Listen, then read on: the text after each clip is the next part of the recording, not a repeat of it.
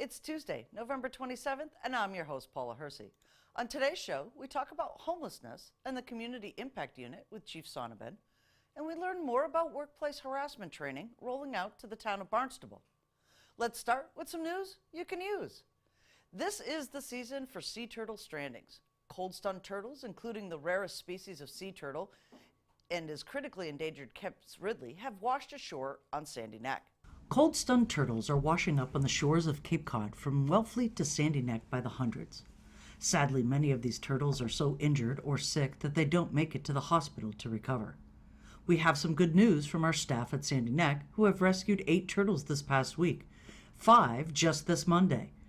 The Kemp Ridley turtles found on the shores of Sandy Neck are in good shape, said Donna Bragg, operations supervisor, and should make a full recovery. It was an all-hands-on-deck for the Sandy Neck staff as they patrol the beach looking for turtles, even on Thanksgiving. Most years, the nor'easters start later after stranding season ends, but this year, the onslaught of north and northeast winds have brought the turtles into Cape Cod Bay shores. What to do if you see a turtle stranded on Sandy Neck? 1.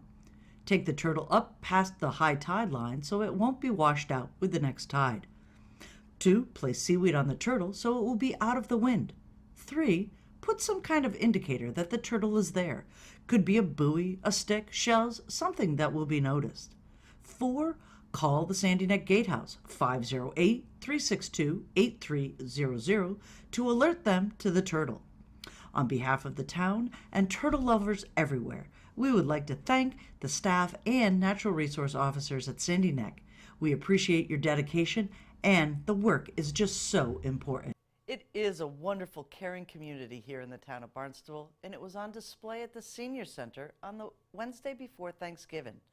Dozens of volunteers spent the afternoon creating and delivering delicious and nutritional turkey dinners with all the fixins to many of our seniors who were alone for Thanksgiving.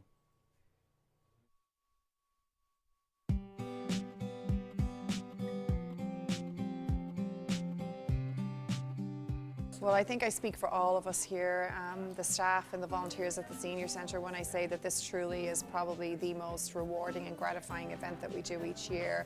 And it's something that we really genuinely look forward to. The opportunity for us to come together as a community here and prepare with great care and thought this wonderful, delicious Thanksgiving meal that we could not do without the support of our community. What does it take? It takes a whole lot of volunteers. It takes community involvement. We get funding from our Friends organization. We get funding from the Needy Fund. Centerville Pie cooks our pies. Coca-Cola offers apple juice. There's unbelievable amount of generosity through not only the businesses in the town of Barnstable and the Cape, but the volunteers. As you can hear the hubbub behind me, we have 6, 7 people that are just coming to prepare the food, to bag it, to section it. Then we also have another core of people that are coming and going to deliver the food to the homes of these people, of these seniors. The pictures that we have on our bags, the turkey pictures, I put those out in the lobby in July. And anybody who comes and sits and wants to kill time in our lobby, they grab the markers and they color pictures for us so that we have something to decorate the bags. So we really start this in July. The placemats, I put out the call to the Girl Scouts. Once they get back to school, the Girl Scout troops will do these wonderful placemats for us. We send out the notices of request. We do that in September. You know, Cumberland Farms gives us 125 loaves of bread. So everybody not only gets a meal, they get bread for a sandwich for the next day, you know. So it's a long process, but everybody's so generous and volunteer. It's really wonderful. You know, I think it's huge. I mean, it really, it's people who are going to be by themselves. We don't ask too much about income. What we ask is, do you have someplace to go for Thanksgiving? Or are you cooking a meal? Are you able to cook a meal? And I think, you know, it's just, it's visually sweet. It's, you know, it's lovely to see, and I'm sure we get a lot of smiles when people think about it. And I know that a lot of them do because they call me the next year and say, can I do it again this year? So that's wonderful. Somebody remembers it. Somebody said, you know, this person needs something to smile, you know. So it's a great program. So there's so many different pieces and so many hands that have been involved in the creation of this. It's just a great day. Like every day is a great day at the Senior Centre, but days like this are just notably special. We do this every year. We've been doing it for 16 years now. I just hope everybody has a wonderful holiday.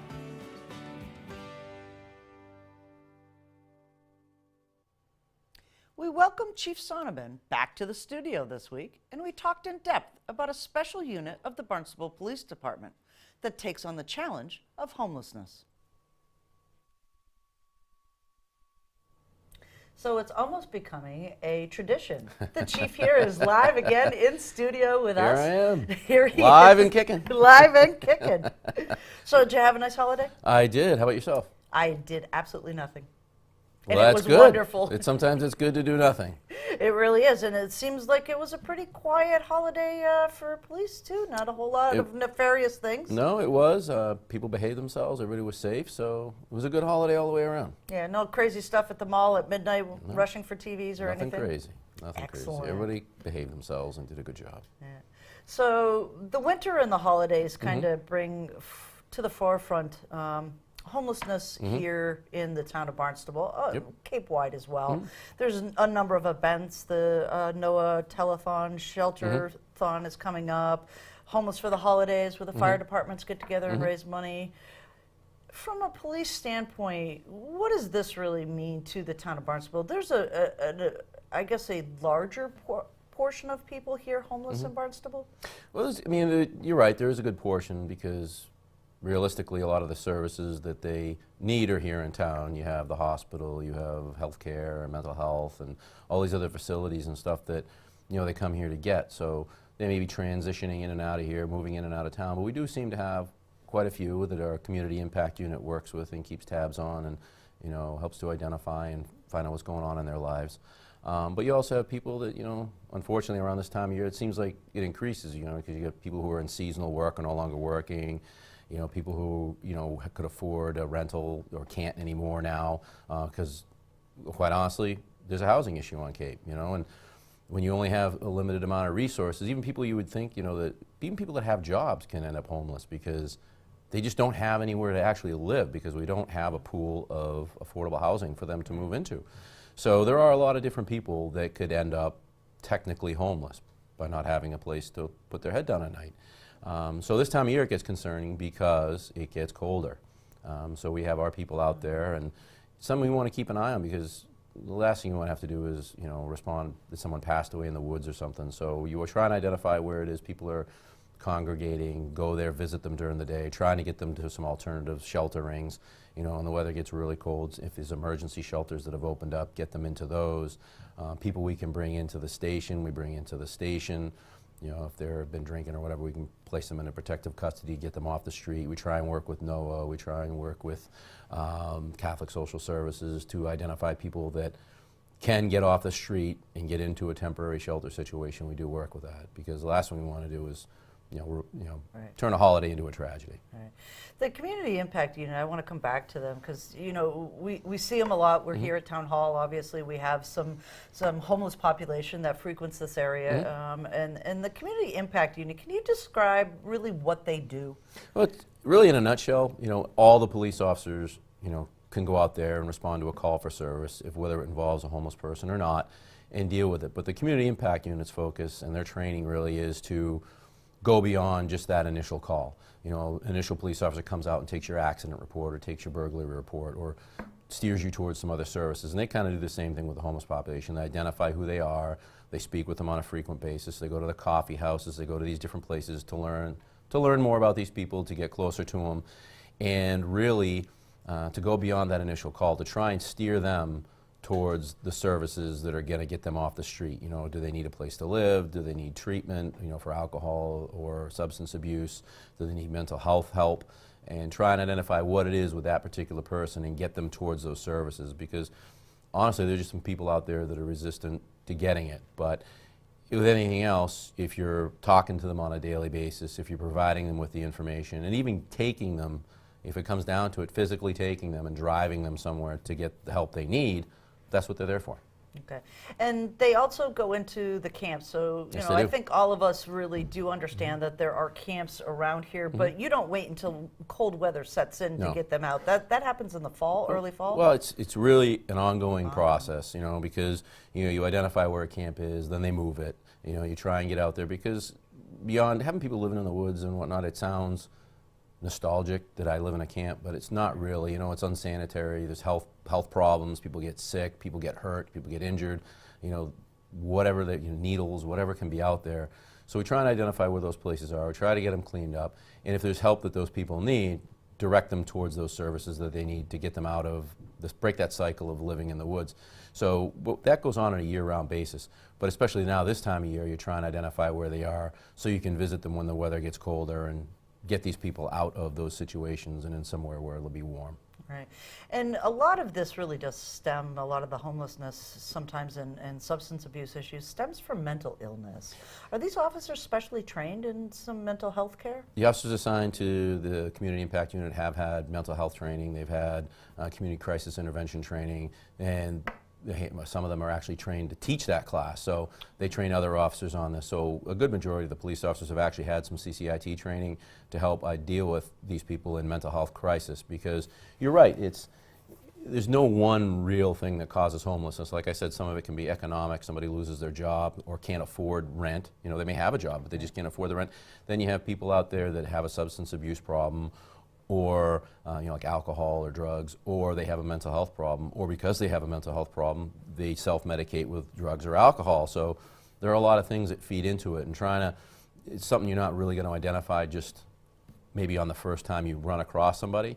But if you develop those relationships and be able to identify these people and what the root problems are and try and get to it and move them off to where they need to be. Right. And Barnstable Police actually has 2 officers dedicated to this that make the rounds. We see them every day.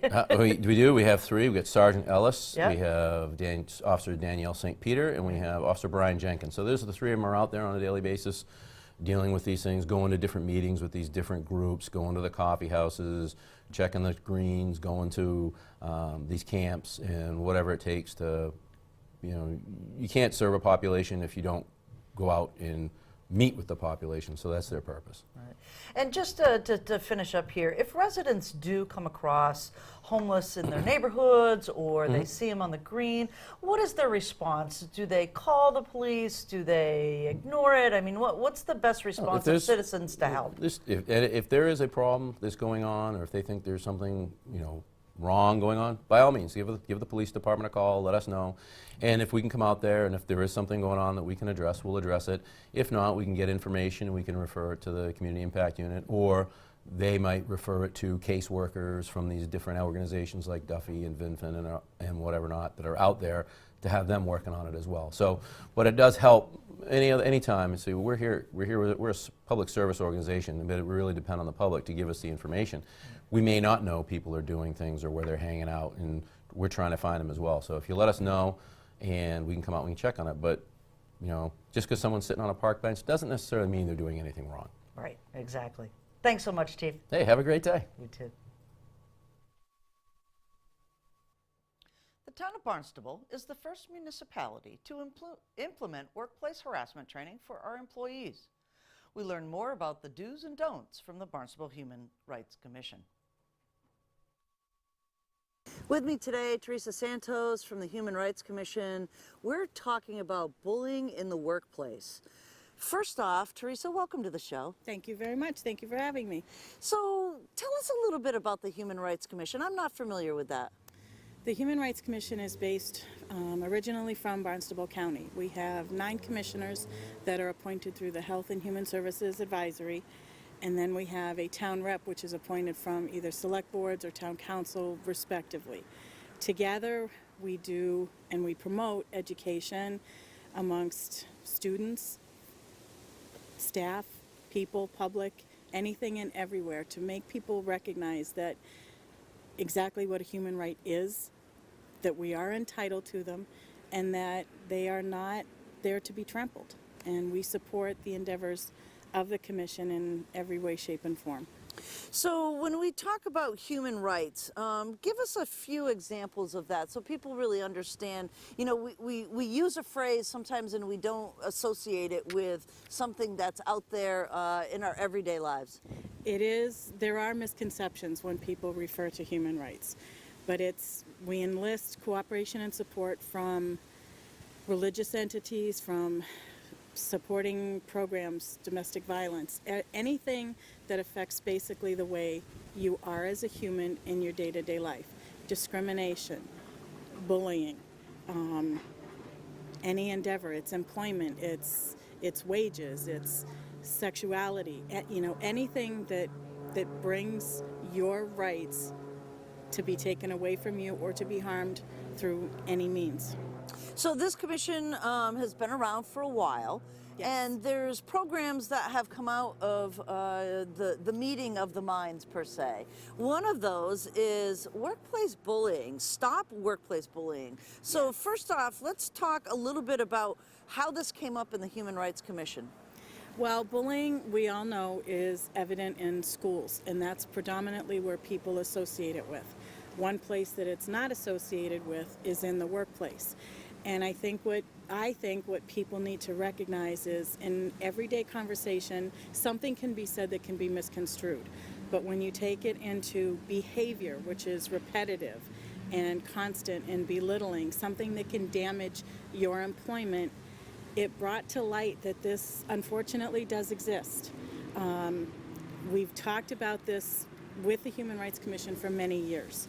And this has been in the making for a few years, and we are so happy and so proud that this particular document, this wallet card, can be put out there to help everyone, not just someone who is the recipient of it, but someone who witnesses it. It goes along with see something, say something, but it's meant to promote what's happening. And it happens everywhere. You know, it's not fair to say that it doesn't exist here or there. This particular piece, I am happy and proud to say that the town of Barnstable is the first one to roll it out. We are stepping this up. The sheet here is going to be on our Human Resources webpage. These wallet cards are going to be placed in strategic areas, in my office, in the HR office, in break rooms, different places throughout all the town entities. So that you're walking by and you're thinking of something and you want to see what it is, you just grab one and look at it. And if that brings to light that you saw or said something, this is where this comes in handy. The other valuable tool with it is if you have this with you and you are out in a restaurant or a retail establishment, that's a see something, say something as well. Right, so let's just back up a little bit. Bullying can also be harassment. Yes. Or intimidation. Yes. And it comes in many forms. And sometimes the folks that may actually be bullying or intimidating don't actually realize it. That is absolutely correct. So how does this card help folks that may experience that or witness that kind of come to terms with, is this bullying or is this intimidation? It comes down to a conversation. So if I was walking somewhere and I'm overhearing something that sounds like it fits this criteria, my obligation and my passion would be to step in and say, are you guys okay? Anything I can do to help? And if it's fine, you kind of go on your merry way, but you keep it in the back of your head. But most of it is witnessing it from where you stand, basically. And at some point, if someone has access to something like this where they recognize that it's repeated behavior, it's repeated harassment, intimidation, workplace sabotage, anything that falls within those guidelines, that's where this as a tool becomes so valuable. So let's talk about this a little bit. So get information. Check to see if your workplace has a zero tolerance bullying policy and if there's a procedure in place for filing a complaint. So you said the town of Barnstable is rolling this out. Yes. What's the first steps that as town employees are going to take to kind of figure out how this works? Well, the introduction of this is going to take place at one of the trainings that is coming up in a couple of weeks. And as I said, these are going to be placed, and this is going to be on the webpage. It's conversation. It's just extending the conversation when like I said, when you think of bullying in a school. It's more understandable when you think of it on the level of youth, but it's not as clear when you're looking at it from the perspective of an adult. And it's awareness. It's realizing that if you're having a bad day and you say something wrong, that doesn't constitute what this is about. This is more repetitive, and that's probably the one word that will bring it all together, is that this is something that's happening over and over again. Right. And that's the difference. Right. And what to do, you said, you can seek professional help or you can file a formal complaint. A lot of these things in our training will cover some of those procedures as employees. Yes. So the town leaders here rolling this out, what was their, do we have a problem here in the town of Barnstable? No, I would say my answer that I would love to say is no. But on occasion there have been instances, and when you have a conversation about it, you need to bring it to light. It's the old adage that says if you have a problem and you don't say anything, there's no action to take. So if there is a problem, you need to have the conversation and work through whatever those issues may be. There are times when having that conversation, be it with a supervisor or a colleague, is difficult and it's uncomfortable, and sometimes there's fear that's involved with it. But everything can be misconstrued, and it could break it down into different type of training, different type of instruction in your position. Not everybody gets along, and that's okay. Right. It's perfectly fine to not click with someone, but it's not okay to create a repetitive environment that is fearful or uncomfortable. That's great information. Anything else that you want folks out there to understand about workplace bullying or this new program that's being rolled out?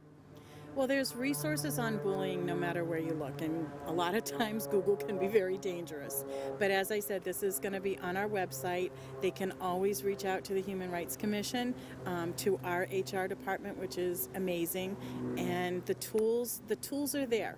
And we want to be able to empower people to be comfortable in what they do. And that only makes us stronger as an individual, stronger as a team player, and stronger as a municipal employee. Excellent. Thanks so much, Teresa. Thank you very much. Here's a look at the community calendar.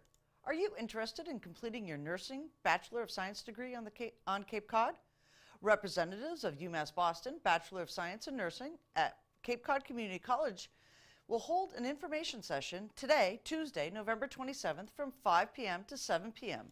in the top floor solarium of the LaRusso Applied Technology Building on the West Barnstable campus of the college. On-site applications will be available, and representatives will be on hand to discuss the face-to-face and online program.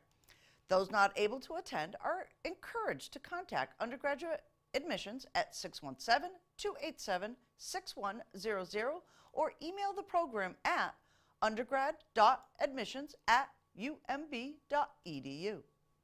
Here is a look at the upcoming meetings for boards, commissions, and committees.